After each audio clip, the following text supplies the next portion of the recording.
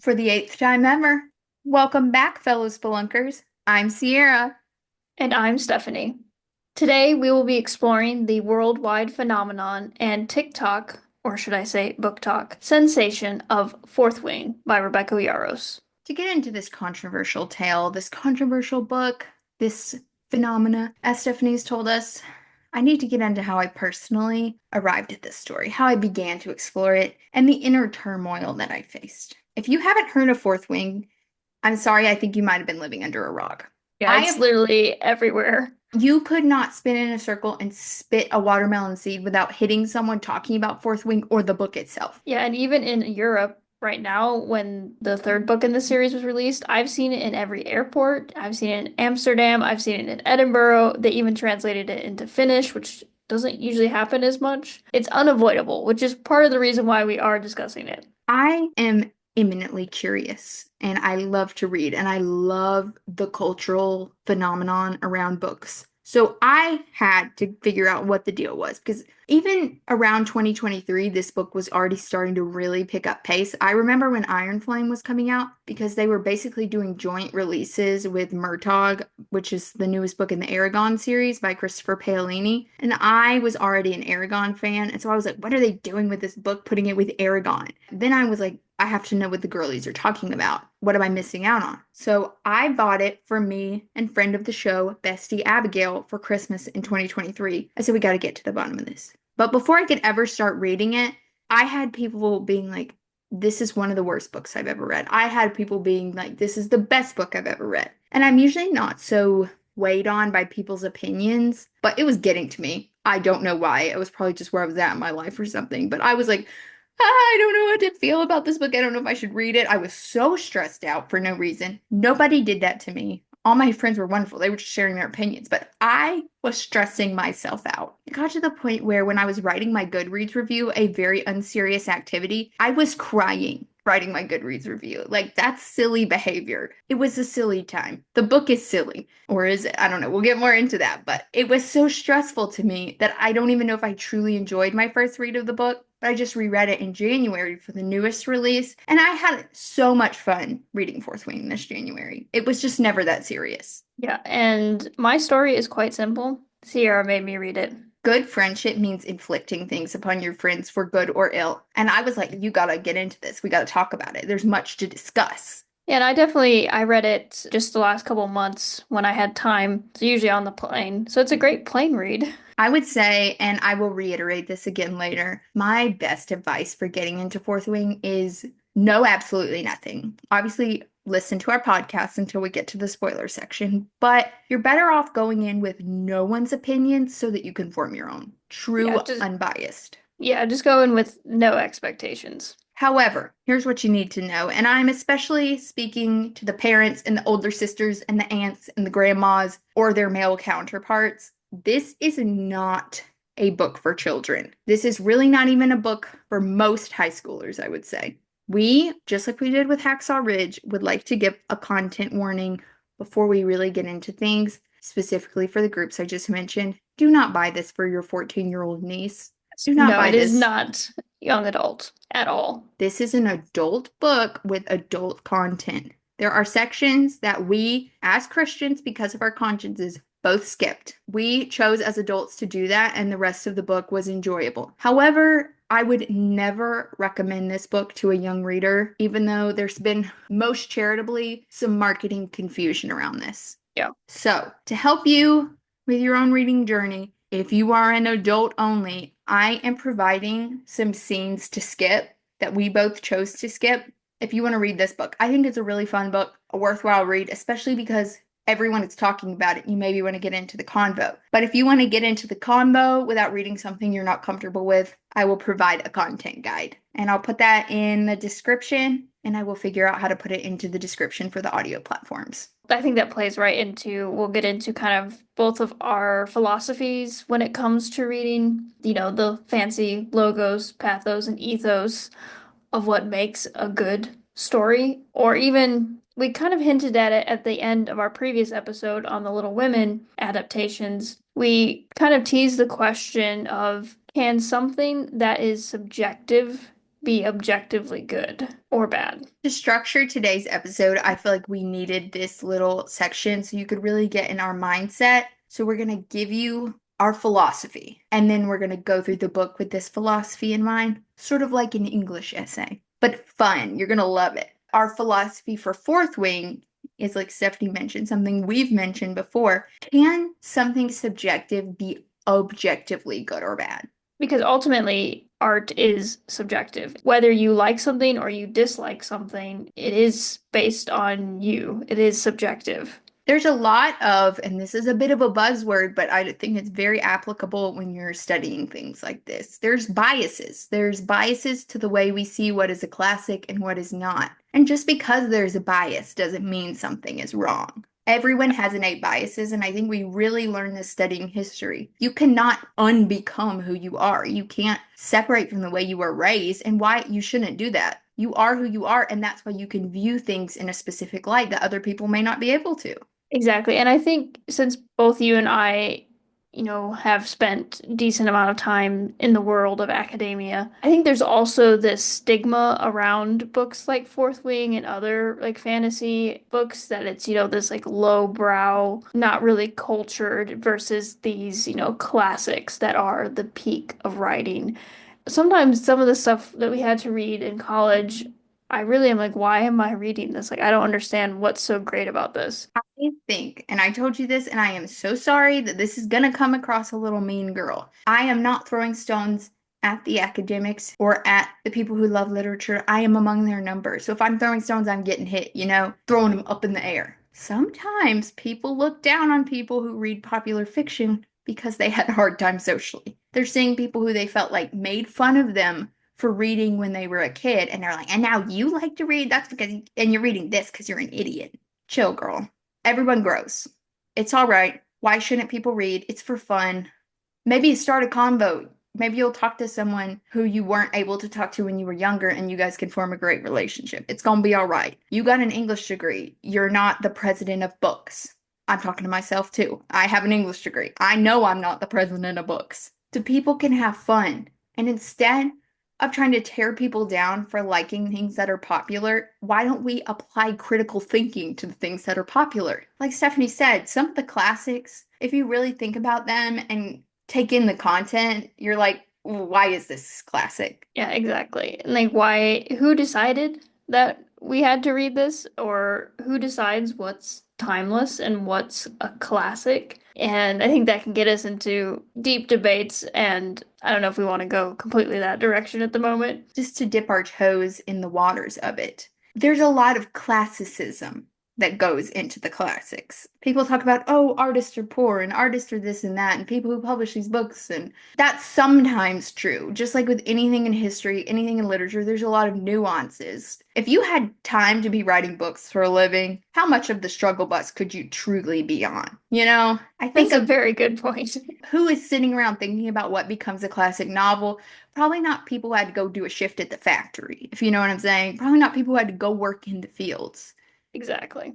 But that doesn't mean that those people couldn't have enjoyed literature. It's just they had things to do and they weren't doing them at the universities. They were making food so everyone in the nation could eat. So then Mhm. those people in the universities are going to look down on these other people because they don't have time to read Dostoevsky. It's just, guys, let's put things into perspective. A good example of the way classics are chosen and their context or their historical context shifts is Shakespeare. Mhm. In his day, Shakespeare was very lowbrow. The classes met at Shakespeare. You had different levels of who was in the theaters. Shakespeare was doing very lowbrow comedy. He was speaking to the people in a language they could understand. But today, if you like Shakespeare, it's all very highfalutin. Mhm. But that's just not how it was. This was for everyone's enjoyment. This was the popular entertainment. Dare I say Shakespeare was the fourth wing of his day?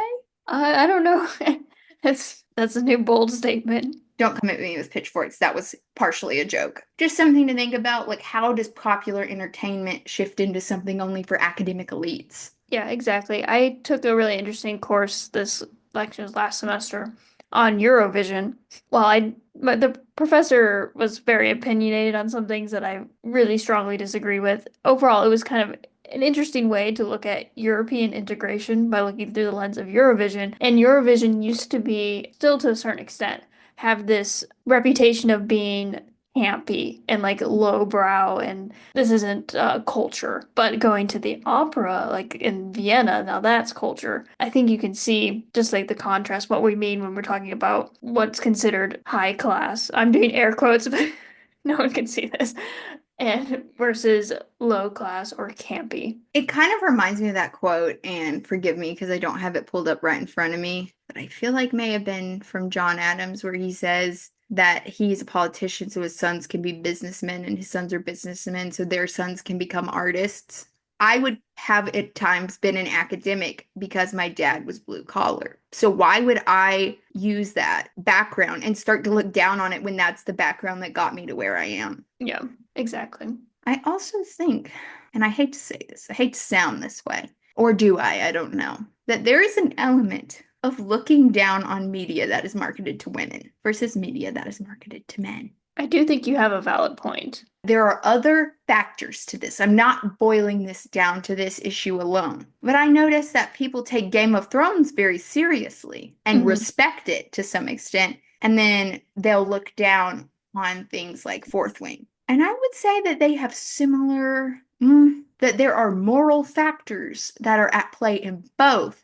But in one, it's exploitative. And in Yep. the other, it's just sort of there. Why is it respectable in Game of Thrones if it's a man taking advantage of a woman, but a woman in a consensual relationship in Fourth Wing is something to be looked down upon? I'm not boiling it down to those components alone because I think the writing is probably a bit more, I don't want to say palatable because I am no fan of George R.R. Martin, but the writing is a little bit better in Game of Thrones. And I don't even need to get on to how most of the plot is actually just British history. We need to move on from my Yes, we beef need with to, Game of yeah. Thrones. But what I'm saying is, why is that respectable, but something like Fourth Wing is just beach read popular fiction? Yeah, I think it's definitely a valid question to ask. Maybe if we could boil down our philosophy of reading to one sentence, maybe. Yes, if we could boil it down to one sentence, it would be like, what makes something good? I need to also give some context to this episode if I sound like I'm ranting like a deranged person more than normal. I live in Tennessee and we have been having some biblical level weather events that have been making me feel like don't make unnecessary journeys. Don't take risks on treacherous roads. And don't swim in the sea. so if I sound out of my mind today, please have some patience with me. And I'm so sorry to you all and also to Stephanie. That's okay. I'm just glad that you're okay and everyone is fine. Because tornadoes are never fun to experience. And I hope you all are safe and well. And we are now transitioning into a spoiler time. If I can give you one last tidbit about Fourth Wing before we get into the plot, and go in blind. Just go in blind. If you're going to read the book and you are an adult, use your discernment to make sure it's good for you. And do not listen to other people's opinions. If people tell you it's the best book in the world, don't think about that. If people tell you it's garbage, don't think about that. You will enjoy this more if you go in tabula rasa, blank slate. Exactly. And It that's will, how I went into it. And it was definitely, especially because I'm in the middle of, I just finished my MA thesis, or at least the writing of it. I've been in the editing phase, and I needed something to give my brain a break. And so it was a nice, like I said, I read it on several different aircraft. So yeah, it's definitely, I would recommend going in blind. I didn't read any reviews of it. I knew very little about it, besides the fact that Sierra said you need to read this so we can talk about it. So yeah, I totally concur with that. don't turn off your critical thinking. That's not what I'm saying. Use your critical thinking, but also allow yourself to have fun. The two can coexist. Yeah, definitely.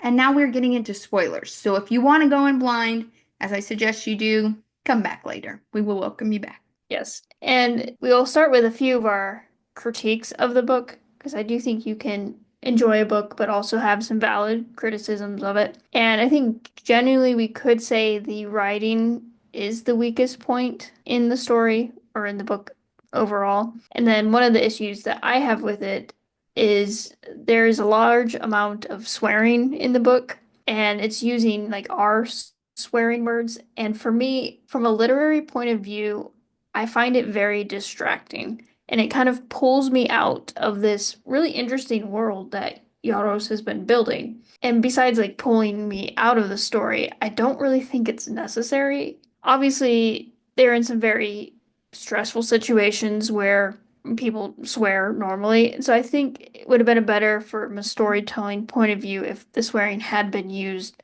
more sparingly. I definitely agree. There's a narrative framework where ostensibly this story, the book, has been translated from some original language into a language for us to understand. So we're supposed to think that this was originally in their language, and so the words they're using are meant to fit more with our whatever language we're reading and speaking, whether that be English or Finnish.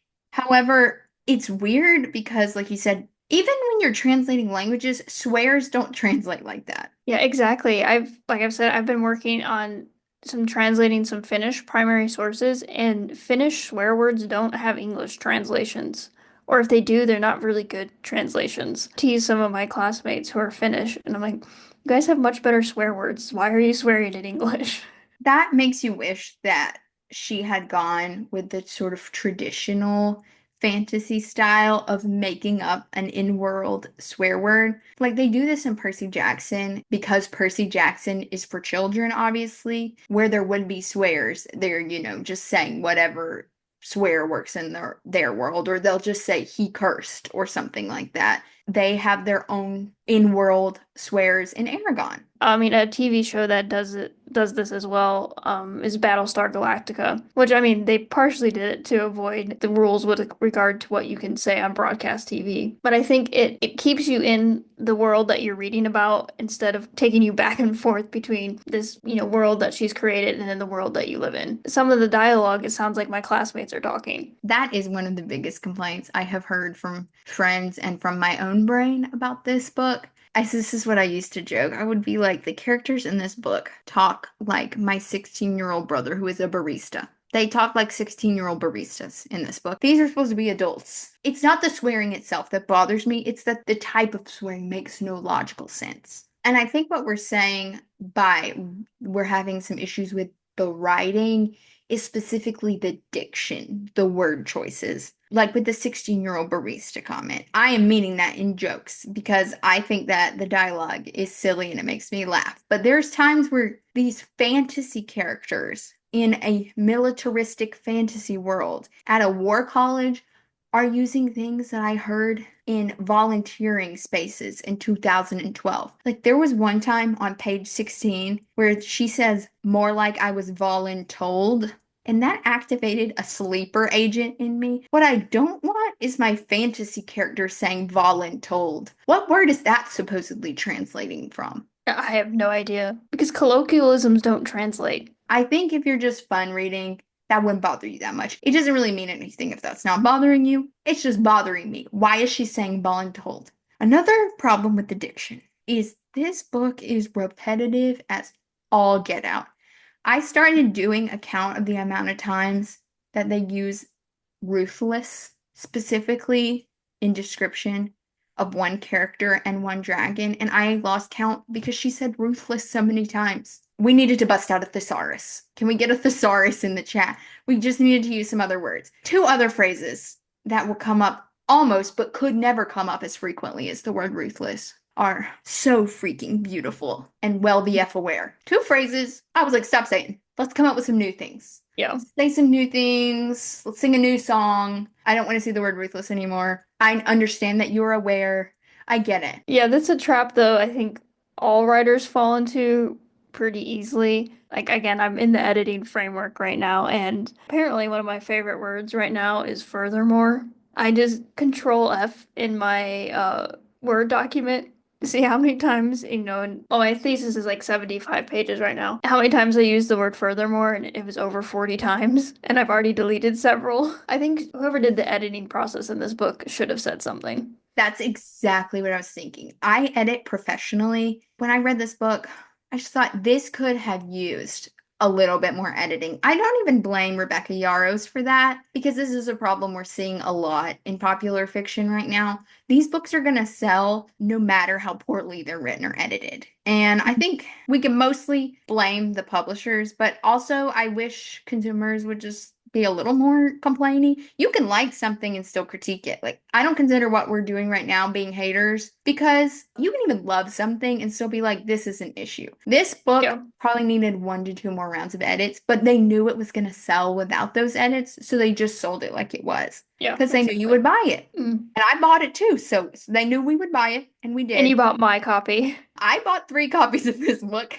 so me and my besties could all read it and chat about it. And I do not regret that. But I do wish that there had just been like a little bit more editing so we could cut out some of this repetitiveness. If I was editing this book, I would have made a note being like, hey, you've used this a bunch of times already. Why don't we keep some of them, but spread them out a little more so it's less obvious and choose a different word for right here? Yeah, exactly. We're going to go rapid fire through this because we wrote down a lot of examples. But another issue with the diction, in her defense again, before we get into this silliness, I think the writing improves a lot, even just as this first book goes on, and it gets even better as the series goes along. These series didn't win a Pulitzer, but if you know anything about the history of the Pulitzer means nothing anyway. The writing is not nothing to write home about, but it gets better and more enjoyable, and you stop noticing it, which is the best hallmark of good writing. However, some of the writing is hard. Yeah, there's a couple times I'm like, oof, this sounds like a 2010s teenage dystopian novel or a show on the CW. That's rough. CW show is a good comparison. And even worse, like we were saying before with the cussing, it just doesn't make sense for some of the characters to be saying or thinking these things. Violet, it's in first person of the main character, Violet. She doesn't know that we're going to be consuming this because it's not like this is her journal. I just finished Emily Wilde's Encyclopedia of Fairies by Heather Fawcett. And that book is written with a narrative framework that it's her journal. And so she knows people will be reading it because she's an academic. Totally recommend that book. So she's writing to us, the reader, and it makes sense. Violet, she doesn't know we're reading this. But she's thinking and speaking in ways that are addressing the audience almost and not in a fun Deadpool way. Yeah, this isn't a fun fourth wall breaking. This is things are written for the audience, but it makes no sense that the character would be saying or thinking that. It's this clunky, revelatory style of writing. It's not quite an info dump where the character just says aloud all of the world building, but we're not that far off from it because on page 3, she thinks, I don't need the prohibited power of mind reading to know exactly what she sees. Girl, what? Why would she think that? She knows mind reading is prohibited because that's the world she's lived in her entire life. Yeah. People don't think like that in real life. That feels weird in the dialogue, and if you're paying attention, you're probably like, why did she say it like that? Well, she said it like that for our benefit. Yeah. But good writing conventions would say, show that, don't tell us that. Mm-hmm. Another one of these dialogue moments, very CW early 2010s novel-esque, is when she says that someone gets you into trouble and you like it level of hot. I think I screamed aloud when I read that. But honestly, second time around, I screamed from laughter because I circled back around to having fun with it. I think, there's a couple, most of my moments were more internalized because, like I said, I was on an aircraft, so I didn't want to exhibit an enormous amount of emotion. Another that I wrote down, I wrote so many of these down because I grew to love them. It's just these little silly things like a girl, I think this is Imogen talking, which is her friend to me, says, you're the only silver-haired freak in the quadrant. Imogen has pink hair. Yeah. How are you going to say that to someone with pink hair? Like, get back behind the barista counter. And then I'm just going to go rapid fire through these. At another moment where it's like info dump talking, he says, I command shadows, but sure. Xaden speaking, right? Yep. And then in another CW moment, Violet says to herself, you are not attracted to toxic men. Keep in mind, this is in fantasy world at military college. Oh, look, here we go. Another info dump moment. They're showing their magic powers they're developing to each other because they get magic powers from the dragons. And she says, air manipulation. Got it. And then one final one to fire off. You haven't even begun to see overstepping. Yep, that's very CW-esque. And that's rough. honestly. That's rough writing wise, but I do love it. It makes me laugh, it makes me smile, it makes me giggle and kick my feet. I much prefer the CW talking to the info dump talking, Hmm. but maybe that's just because I don't have the prohibited power of mind reading. Another element of the writing that's not diction, that is a little bit tough in this first book. I've read all three. You've just read the first I've one. just read the first one, yeah. World building is another element that will come back a little. I don't know that I would say better, but it will come back different later. The world building, if you want to get into a little bit more of the military side, because you would know more about that than me as a military historian. Yeah, the setup for the military college slash training thing they're going to, it's not quite logical. So they have this, this training process to sift out the weak, right? But they actually like die during the training. Like this is not sustainable.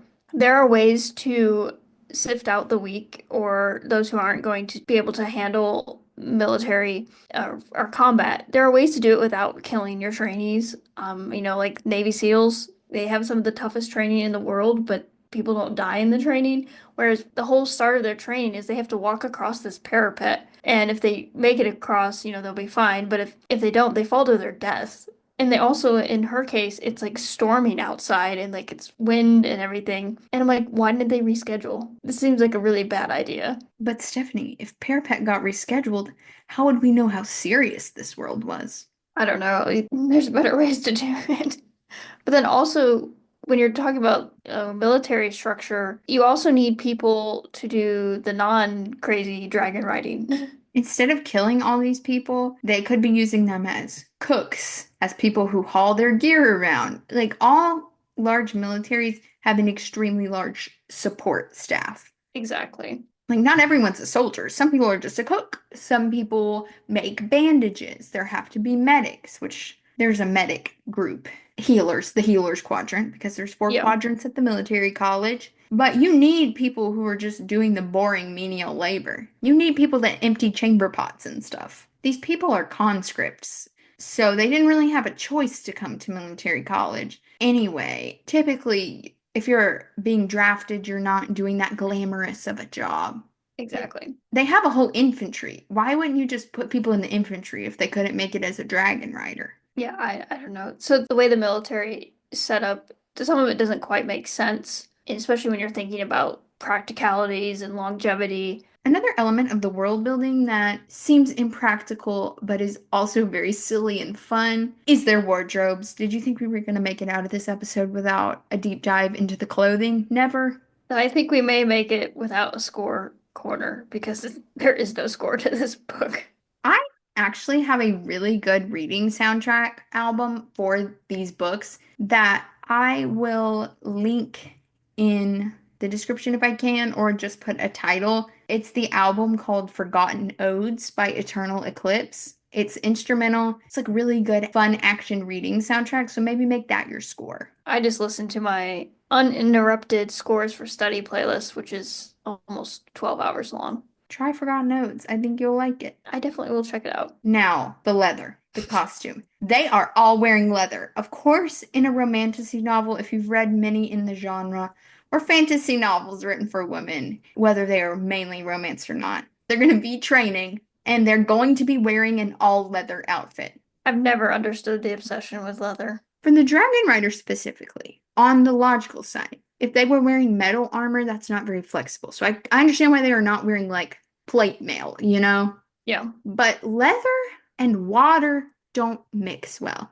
You can treat leather, but if leather is constantly getting wet via rain or clouds or snow, it's going to shrink and it has to be treated frequently to remain waterproof. I just don't know that leather is the best choice for the armor of the Dragon Riders, even in Fantasyland. Yeah, I agree. Yeah, I just find it's a trope that you can't avoid. Her knife corset, while impractical, I do love. I love the concept of a knife corset where the boning is daggers.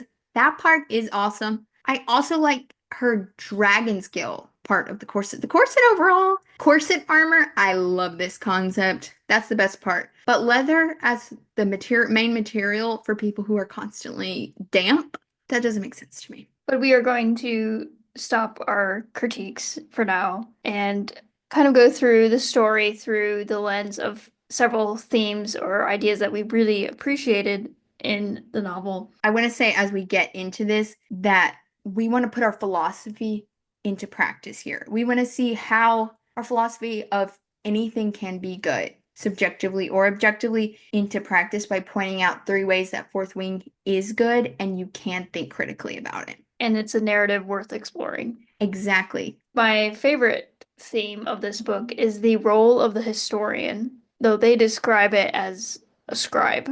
This is of particular interest to both of us as people who studied history in college. I have a history degree alongside my English, and Stephanie, she just keeps on going. She's racking up the history degrees. Currently on my third. She's getting podium, gold medalist in history degrees. Yeah. Thank you. It's rare that you see a fantasy or fun novel where historiography plays a big role. Exactly. It was pretty much everyone's least favorite history class, Mm-hmm. but it is vital to this Yes. story. And for clarity's sake, historiography is the study of how historians have studied history. And no one is getting into the semantics of how history is recorded, who is recording it, and why they're recording it the way they are, like Fourth Wing.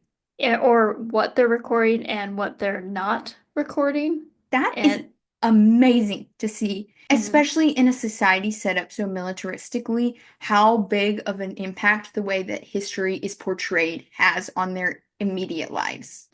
Yeah, and there's this one conversation between one of the characters named Emery and Violet. Emery says, "Scribes freak me out. Quiet little know-it-alls acting like they can make or break someone by writing something down." And then internally, Violet responds with, "There's more truth to that statement than most people realize." Violet points out early to midway through the book that it's the scribes who have the real power in this world, and that is so tangibly true. Violet has always wanted to go into the scribe quadrant, which is the historian sector of their military college. Her father was a scribe, she loves books, and she is physically disadvantaged compared to her peers. Her mom forces her to go into the writers quadrant with the fellow dragon writers. This is like from the very first chapter. So she is coming from the perspective of someone who understands how valuable history is, how valuable the written word is. And it really steadies her and in some ways gives her an advantage that everyone else doesn't have as she crosses the parapet and goes through these trainings and these eliminations.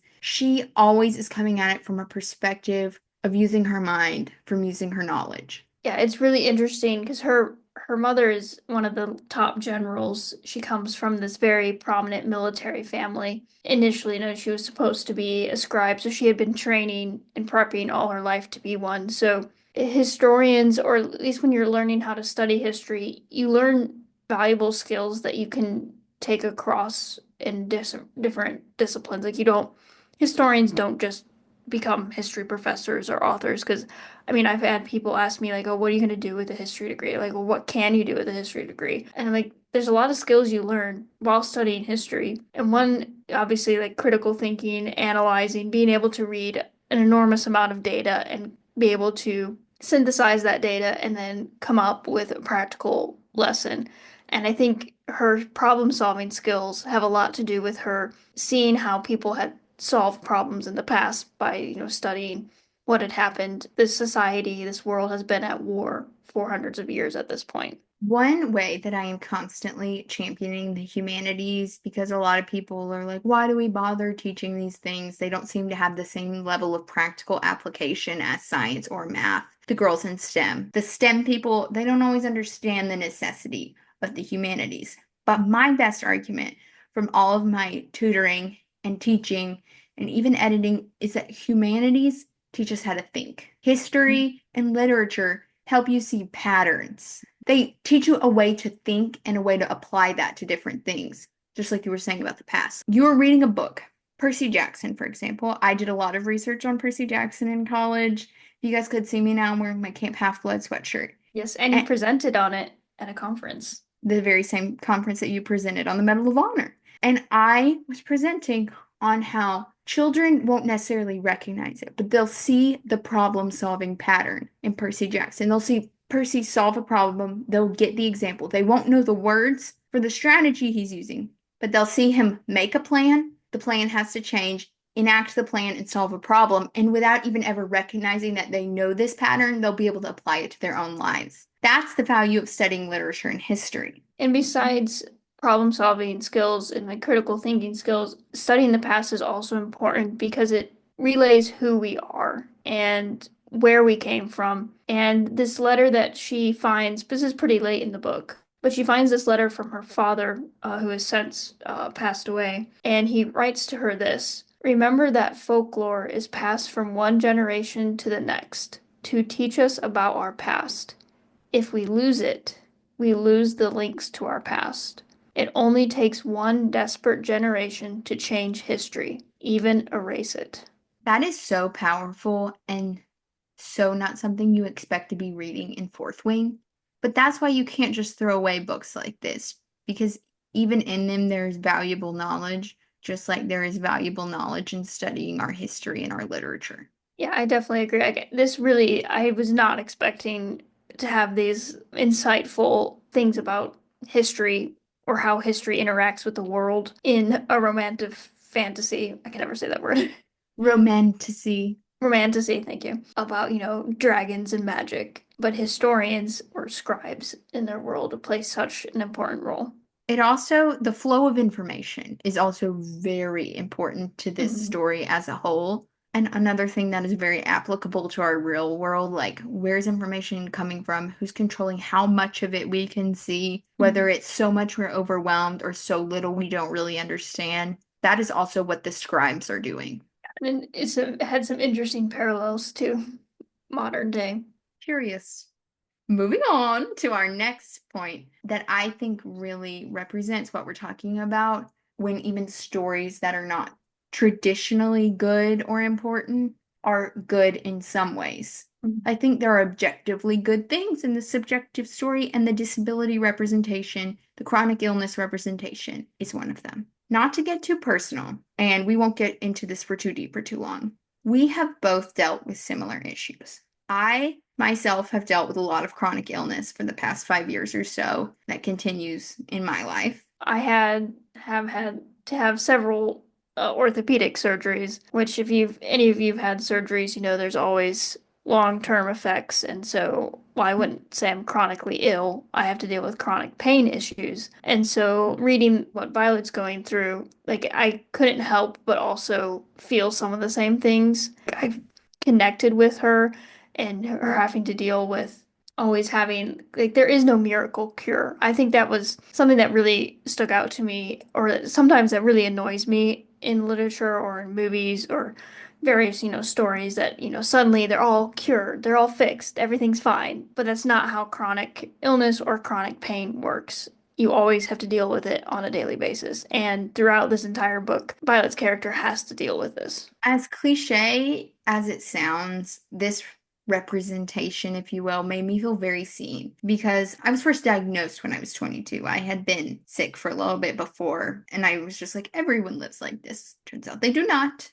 Violet adjusts her world to her body. Her body doesn't have to miracle cure itself for the world, if you will. And when I first got sick, I feel like I've made more peace with things as I've gotten some better, which anyone who's ever dealt with chronic illness knows is sometimes like one step forward, two steps back. Yeah.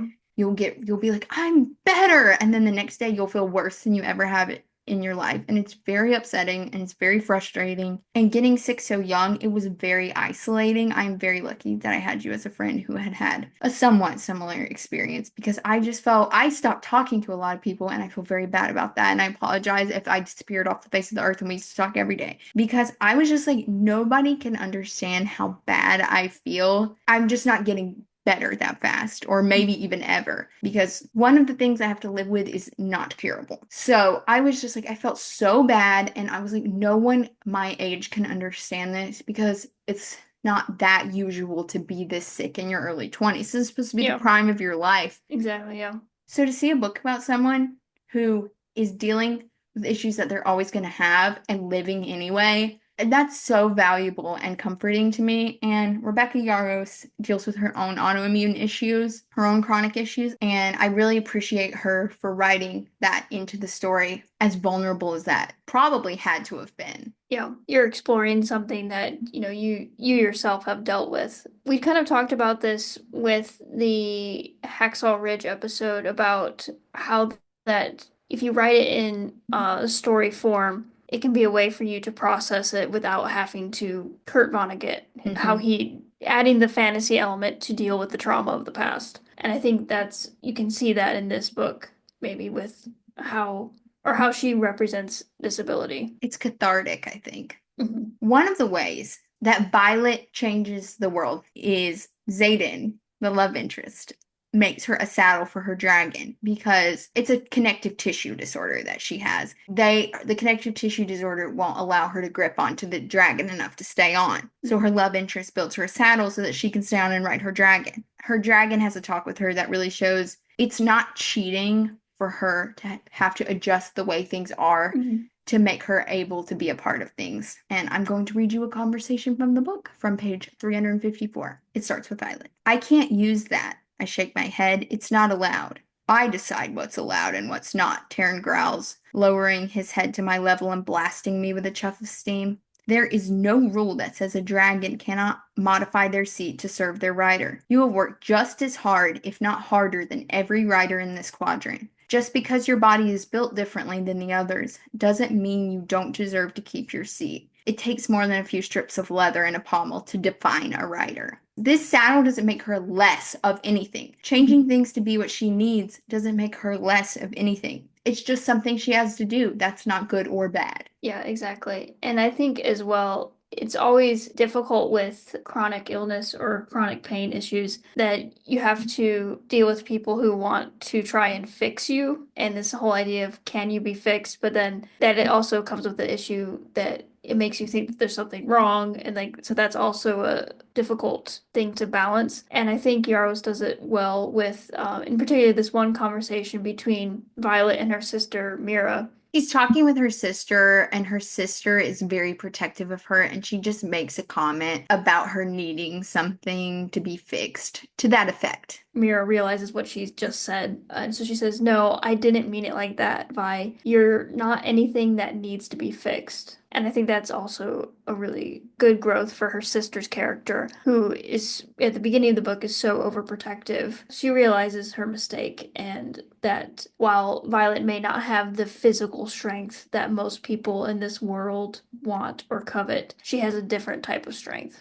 A lot of the people in Violet's life had almost coddled her. They had done things for her, they'd been really overprotective. I think the character is also really interesting because there are different ways that strength can be viewed. Most of the time it's, an outward strength. You're physically strong. But in the case of Violet and like someone with some of the physical issues that I have, like I'm not physically going to be very strong. But in Violet's case, her dragon actually tells her, because in the story, she gets this dragon who chooses to bond with her is like the biggest dragon. Like, and everyone is shocked that he would pick such a weak rider. But she had stood up for this baby dragon, in essence, against one of the other riders who was going to kill the weaker dragon because obviously the weak dragon couldn't bond with a human. And so Taryn tells Violet, you defended the smallest with ferocity, and strength of courage is more important than physical strength. She's not a girl boss of the body. Well, she kind of is also, but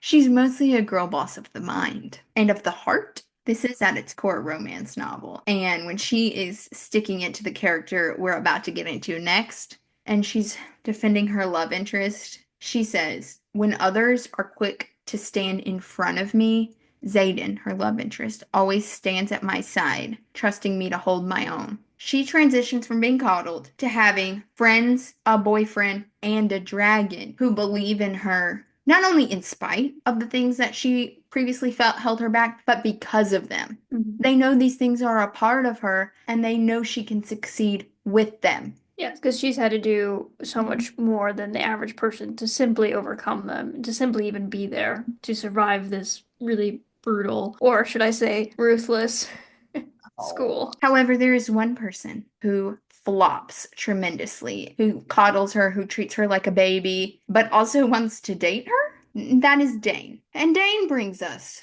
to our final point of this episode. I'm sure you can find more. Apply your critical thinking skills to Fourth Wing. Dane brings us to this point. At what point does following the rules, the letter of the law, become immoral in and of itself? Calls back to mind John Knox's quote, that obedience to God is resistance to tyranny. It's because the question when it comes to rule followers, or as, both of us, I think, would be typically the rule followers, you have to think who is making the rules? To what end are they making the rules? Are you following the rule because it's the rule, or are you following the rule because it's the right thing to do? Violet is adapting her world to her, and they have to go on this obstacle course that is very dangerous. Violet isn't able to run the obstacle course without using her wits. They consider whatever they had on their person when they crossed the parapet part of their body, and she was carrying knives. So Yep. she uses her knife to climb up this thing in the obstacle course. It's also good writing because it's realistic. Because again, her disability, like she's like physically can't do this, and like no amount of random willpower is going to make you do something you physically can no longer do. So she uses her brain instead of her brawn, if you will, to get over the gauntlet. She uses a loophole. So what she did is allowed. They determined that it's allowed. She uses the loophole that she found with her cleverness and some help with her friends. She wins the gauntlet. And the only options for the gauntlet were to win or to die. Because everything in this world is very dramatic. So without doing this loophole, without finding this, she would have died. This makes her friend Dane mad at her because she broke the rules. I think Hermione would have been angry at this level of rule following. He gets mad at Xaden, Oliver book boyfriend, because he basically kind of winked her into using the knife a little bit and is encouraging her to think differently about what she needs to do. Dane comes up to Violet and is like, Xaden's not keeping your best interests at heart because he's one of the rebel children. And I was just like, what does he think would be keeping her best interests at heart? Letting her die on the gauntlet? I don't know. It comes down to what's more important. People or rules? Mm-hmm. I'm sure we'll find out more in the next couple books because I have some questions regarding some of Dane's motivations and some of the things he does. Because he has abilities. You can see into your last couple memories, right? Basically. Yes. He's one of those prohibited power of mind readers. And there's a couple times that he touches people occasionally, and I'm like, this idea too, like, is it better to follow the rules or to be morally right? And what do you do when the rules and what's right conflict? There's a quote from page 247 that says, justice is not always merciful, which is true and on its face seems fine. But who is meting out justice?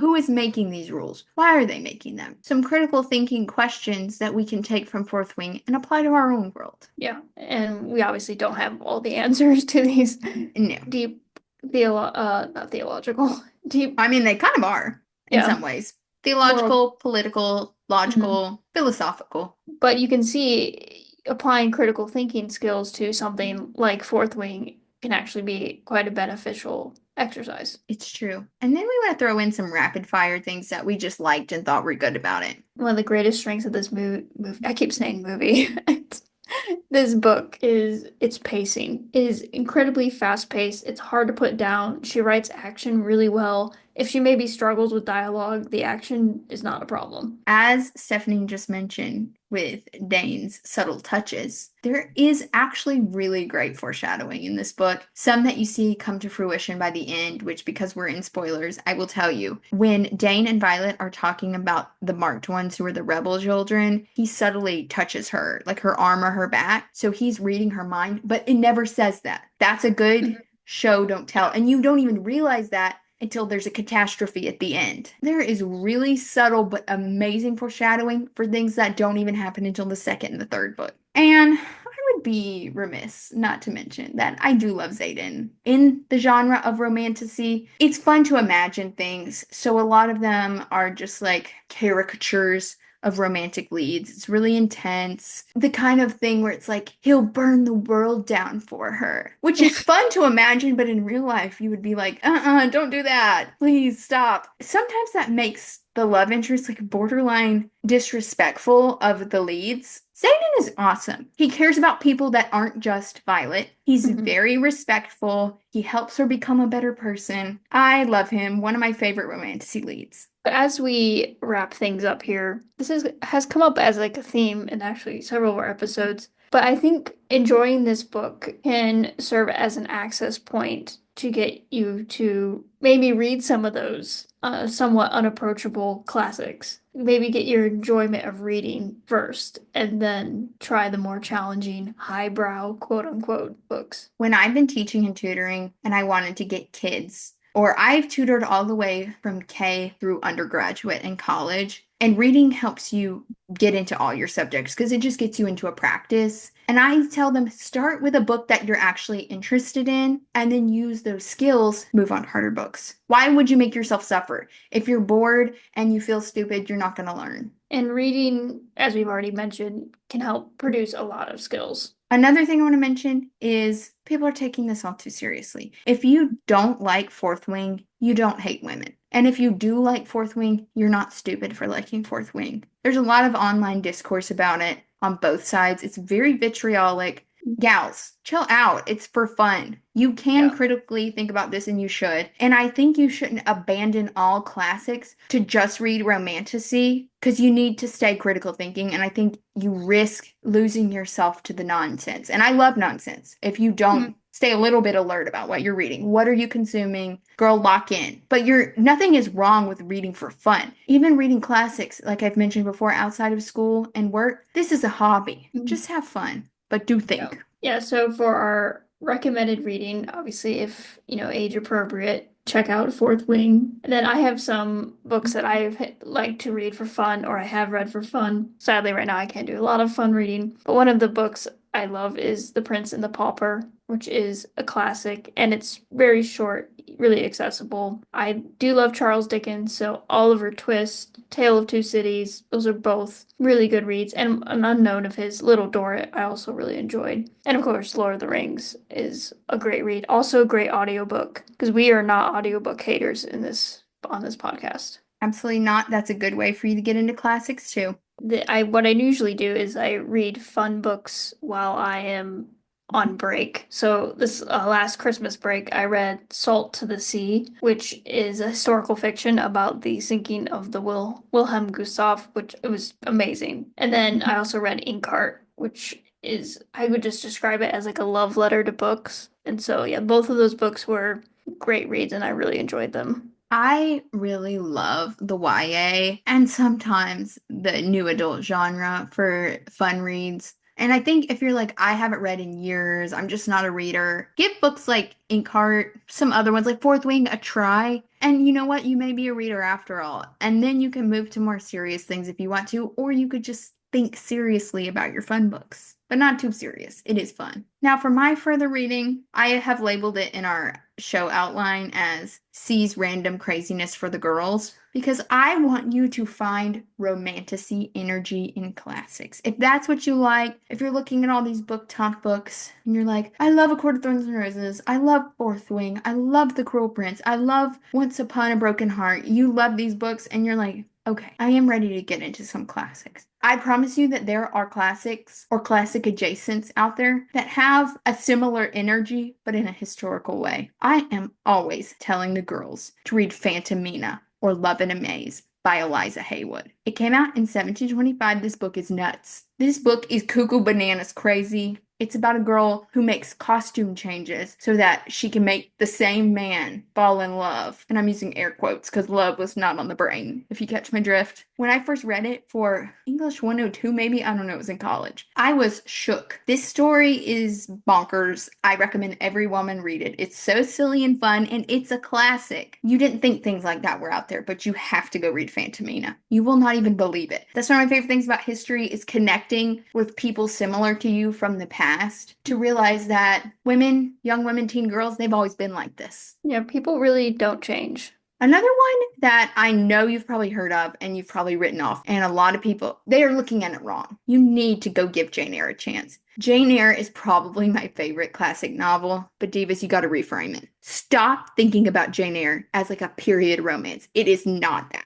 Jane Eyre is not romantic. They've lied to us. It's like a gothic thriller. It's really a Bildungsroman, which is a coming of age novel, because this is about Jane. Mr. Rochester is crazy. That's not even a secret in the book. He's nuts. He dresses up as a gypsy woman to try to trick her into telling him that she has a crush on him. She's like 18 years old. This man is her boss. He's a creep. Why is he in drag? This is written by a Brontë sister. You need to give Jane Eyre a chance. And there's an amazing version on Audible. And it's read by Thandiwe Newton. If you think about Jane Eyre as a thriller, a psychological gothic thriller instead of a romance, it will be more fun. An author you might not have heard of, Catherine Ann Porter, is another one you gotta go get into. Her short stories specifically, she was part of the Southern Renaissance, not the Southern Renaissance. They called it the Renaissance. It's this literary movement in the South in, I want to say, the early 1900s. It was past Reconstruction. People really looked down on the South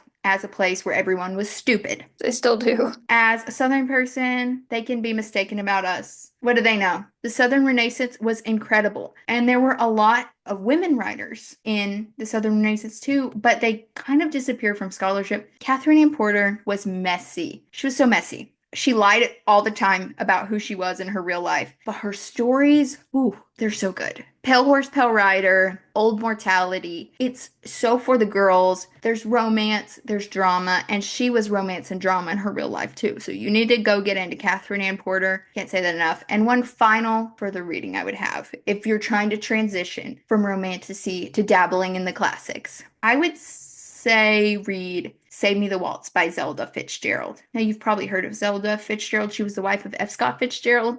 And this book will not only get you into classics written by women, it will also get you into a lot of historical drama and romance. There's accusations of F. Scott Fitzgerald plagiarizing from his wife, treating her poorly, and then having her institutionalized. That's tea. Honestly, look into her life. There are aspects of the character Daisy in The Great Gatsby that are supposedly based off of her, and some things in the book based off his real life. But if you look into their history, there's a lot of interesting stuff. And you may have fun learning about that, and having fun learning is all I want for you. That's not all I want for you, but that is something I want for you. Who knew that our discussion on Fourth Wing would end up talking about F. Scott Fitzgerald? But see, anything can be an access point. You can deep dive into any narrative, and I recommend you use your critical thinking skills on anything and everything. Everything is trying to teach you something, and everything is teaching you something. So it's best that you be aware of what you're being taught. Exactly. But for our next episode, we will be diving back into the John Williams well. And may the fourth be with you, because we will be diving into the film that started it all, Star Wars: